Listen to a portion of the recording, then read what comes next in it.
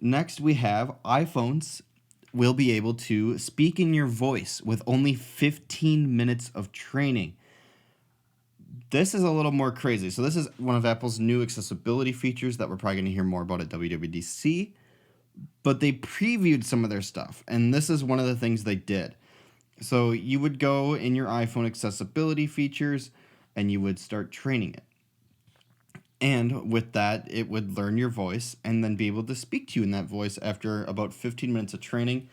Now, there's not much to actually see here. They didn't show too much, but how, like, in terms of an accessibility feature, what is the helpfulness of this? I'm not sure. Also, it's pretty crazy that it can do it in 15 minutes, in all honesty. Now, the feature integrates with live speech. Users can then type what they have to say and then have their personal voice read it to those who ever want to talk. It uses on-device machine learning and will keep information locally, basically, which Apple always seems to do pretty good with, keeping things local when it comes to stuff like this. I'm curious if this is going to come to... A lot of people like to send voice messages. Is this something that a regular user might want to send a voice message in their voice, but they can't speak where they're at, so they type it and then it speaks it?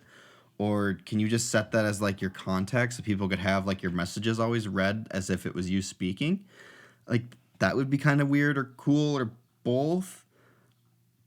I mean, it's an accessibility feature. So for people that have accessibility needs, that's what this is for. But it just seems kind of like a why. Like Siri needs more help. Maybe Siri should have been your focus. But it's Apple. They're doing things. It's kind of cool. Apple doesn't do much like super cool tech stuff, so it's interesting when they release something like this. And we'll see how well it works when that time comes.